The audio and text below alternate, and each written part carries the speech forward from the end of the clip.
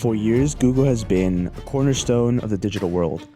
But today, we're not just looking at a tech giant, we're witnessing a transformation. Why? Because Google isn't just participating in the AI revolution, they are leading it. With cutting-edge AI models at the forefront of innovation and the power of Chrome as a powerful distribution channel, Google is perfectly positioned to integrate its groundbreaking AI products into the hands of billions worldwide. This isn't just about search anymore, it's about the future.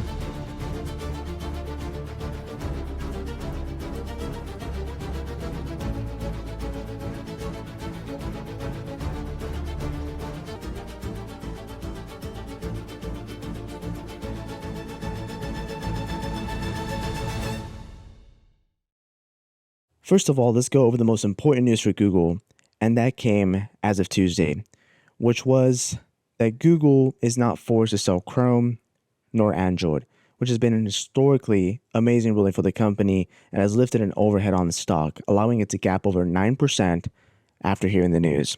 Although Google will not be forced to sell Chrome or Android, it will have to make certain search data available to qualified competitors to promote competition. It will also be barred from entering into or maintaining exclusive contracts related to the distribution of services like Chrome, Search, Google Assistant, and the Gemini app. Now, we still have to take into consideration the following statement, which states that Google said that such decision did underline how much the tech industry has changed with AI, which is, I'll read it in quotes, is giving people so many more ways to find information, right? So I believe the judge did take this into consideration. If you take a while look back, right, without OpenAI nor Perplexity or Grok, Google was pretty much the monopoly of search, right? That was the only way to really access information throughout the internet. But I actually believe that AI, these competitors, have actually made Google not seen as such a monopoly and also have made it more competitive, right? If you take into consideration, Google now has a competition from OpenAI, Grok, Anthropic, etc. All these other AI models, LLMs that are coming out, even Alibaba ones, there's been a lot of competition, which now makes Google a more direct competitor. Now, Google also stated that the court has imposed limits on how they distribute Google services, and they will require to share data with rivals. They do have concerns about these requirements will impact the users and their privacy, but they're also reviewing the decision closely, the company said. Overall, regardless of the overall nitty-gritty details, this outcome was the best for Google investors. So if you are one, I'd be celebrating. Now let's look at an even broader case here, a DCF valuation of Google. What is Google stock actually worth today? Well, as you can see, I have a $313 price target on Google. Even after this intense move of 9%, I still believe that the company is heavily undervalued by a little bit more than 50%. Now, as you can see here, the company, we did analysis ever since the free cash flows of 2015, and we have taken into consideration all the way towards 2025, around the estimate current quarter. We can see here that we got an average growth rate of around 18% here, and we're using here on the present cash flows pretty much a 17% here to be a little bit more conservative on the stock. Now, we do this here, right? The future free cash flows, we do that, multiply by the growth rate, and we project that all the way towards the terminal value, which should be around $4.5 trillion. Now, in this case, we have to discount that to see what is the present value of those free cash flows, right? Because a company is worth what it currently has in cash. Now, in this case here, we got a sum of the free cash flows to be around $2.6 trillion, right? Which is what the company should be worth. But we actually giving a higher valuation here for the company, where we believe that the company is worth around $3.8 trillion here, justifying it by, dividing the shares outstanding, which is this price here. We take the equity value of 3.8 trillion and divide it by the shares outstanding, and we get a valuation of around $313 per share.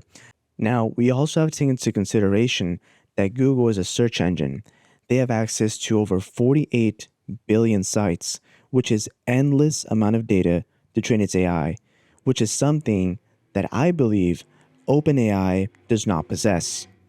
This gives Gemini an overall lead in data, and as we know, Google has always been an AI-first company, obviously, given that Sun chart has been giving it as a main focus.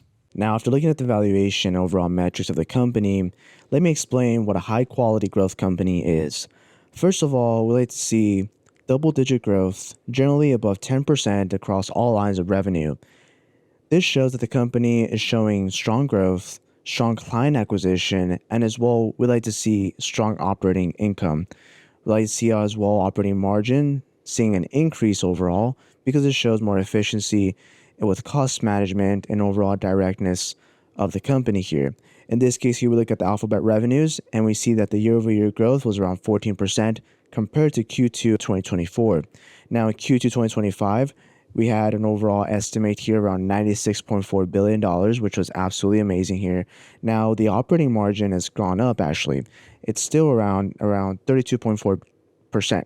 Now the operating income has been seeing a growth around 32%, which is still amazing here for the company. Now if you scroll down, let's break it segment by segment. We see here Google search, which grew around 12% year over year. This has overall been one of the main bird theses of Google, that supposedly OpenAI and other overall LLMs are taking search and that Google is losing. But in fact, the numbers are saying something else. Ever since the beginning of Q3 2023, Google has seen overall growth in search, and I believe that it will be continuing to see that way. And I believe that Google has had more features such as AI mode and more agentic modes as well within their overall Gemini app. If we see here as well, YouTube ads up 13%, which does show that the ads business is still growing. We did see a little bit of decline in Google Network, but it's overall not a main driver for Google. We did see, though, a 20% year-over-year increase here in subscriptions, platforms, and devices.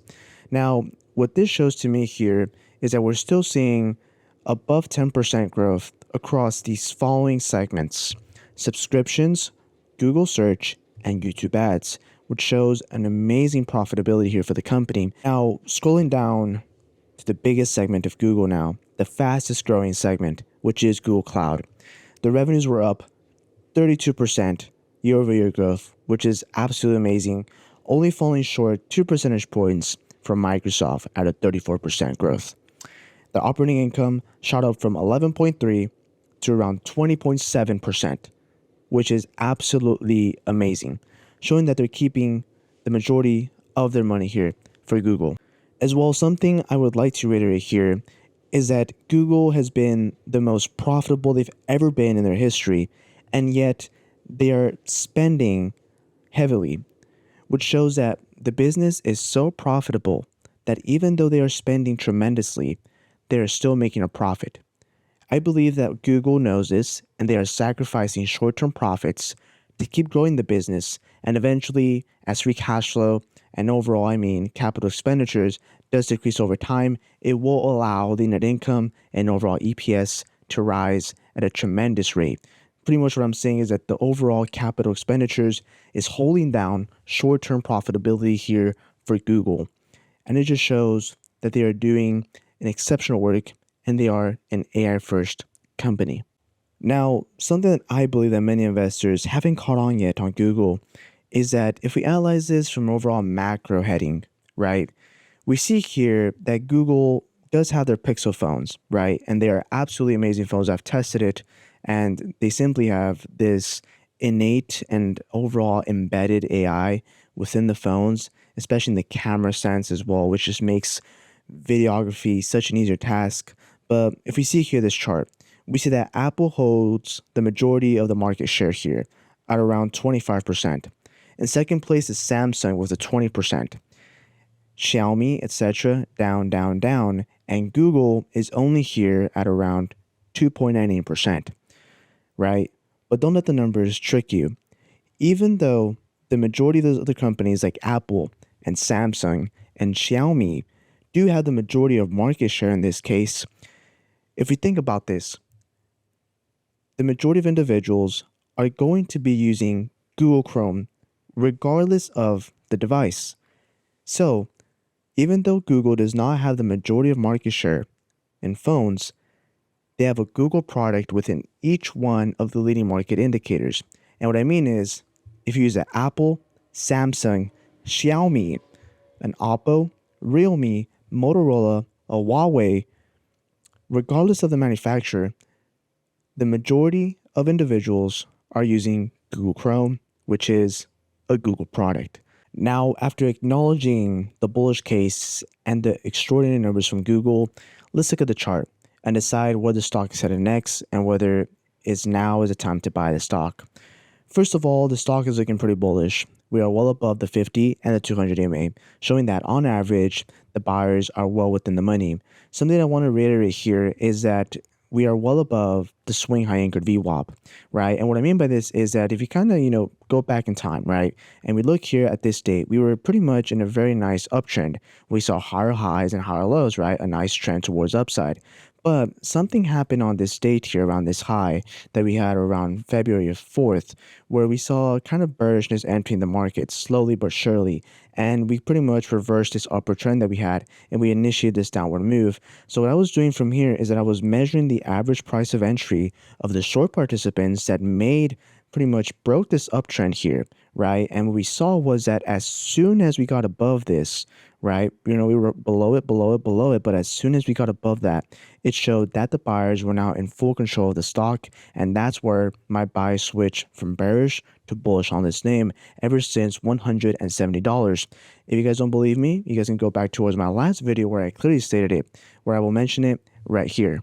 We still have a further upside increase here on Google, and we believe the stock is going to be achieving the levels of $246, which is the next area of supply here that we see on Google. Now, it's funny to say that within the video, we stated that the Google was very prone to reach its all-time highs of 206, and we are now well above that. And just to consider that that was a month ago, and then our second price target was 246, and we are now only pretty much 6% away, which shows that our valuation metrics and our technical analysis does work for the company here. Since the company is now approaching this $246 level, I do believe that the stock has higher momentum. That's why I decided to upgrade the stock towards an overall $313 price target per share on Google. So there you have it. With Google being the leader of AI and the models, we do see a clear upside, especially after this historical ruling. Let me know down in the comment section what your price targets are on Google and whether you're a shareholder or you're simply waiting for the next downturn. As always, if you guys enjoyed this video, feel free to give it a like, subscribe to the channel to grow the community, and as always, don't let the markets whip you guys out. I'll see you guys on the next one.